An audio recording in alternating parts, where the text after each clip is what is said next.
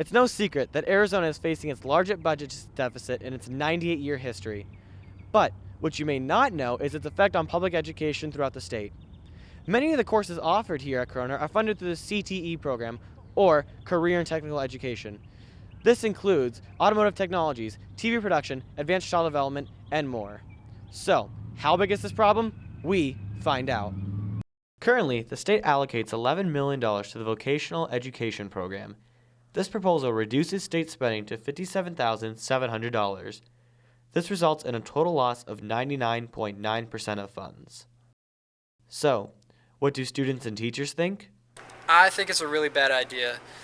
The CTE credits really fund a lot of great classes, and it would just be really sad to see them go. Budget cuts hurt me in getting equipment, replacement parts, things like that. So, yeah, it's going to be a definite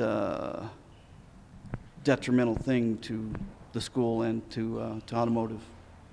Saddens me because this is my 4th decade of teaching, and I would like to see when I leave that we don't have this concern all the time, but it seems to be bigger and bigger.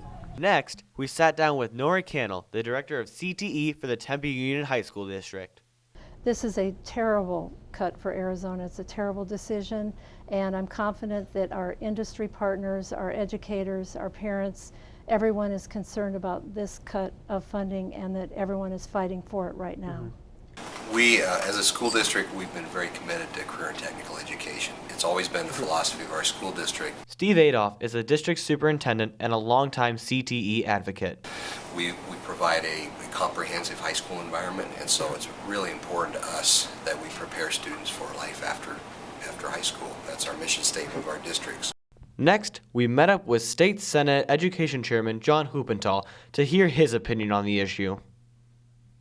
Yeah, it's very serious. And it's something that we simply don't want to do, those of us that care about education.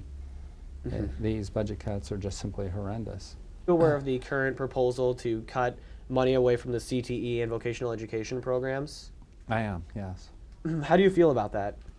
Well, these are critically important programs, and so I think that the career and technical education administrators need to be defending these programs by making sure there's quality integrated into them. So you think that the CTE program, all these funded classes are very important, right? Oh, yes. But in May of 2009, you voted yes on a bill that would cut $550 million from the Department of Education, and a lot of that was actually CTE, the money that would have been going to CTE. What factors led to this decision? Well, tell me a little bit more about that vote. What committee did it take place in?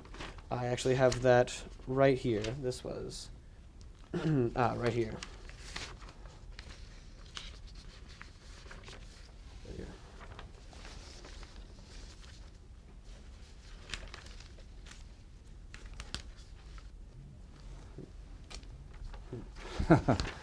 Well, it says right here that this bill actually passed. So, and then through further research, we actually saw that it did pass again in the House of Representatives, which ended up cutting $550 million. Well, you know, I don't know the specific vote that you're talking about there. So. Okay, well, let's move on then. Do you believe that the CTE program will survive off of the $57,000 that it is allocated? Well, of course it will. I mean, we're going to keep these programs alive. And because right now there's $11 million that goes statewide all throughout all the CTE programs, and even then, like you're saying that a lot of classrooms aren't able to get those large format printers and things of that nature. Hold on for a second. I'll be back. Sure thing. We asked Nora Cannell the same question.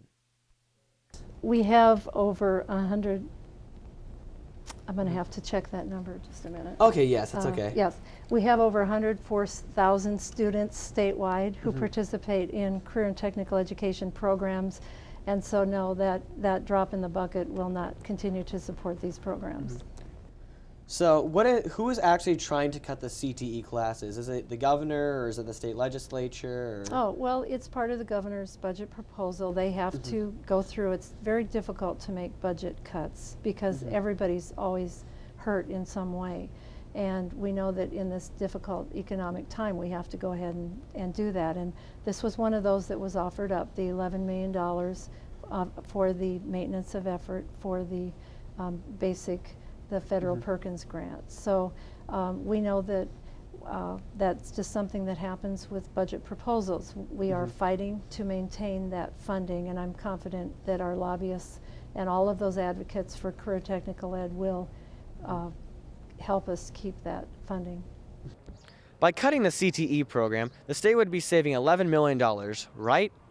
Wrong. The federal government matches every dollar the state spends 2 to 1.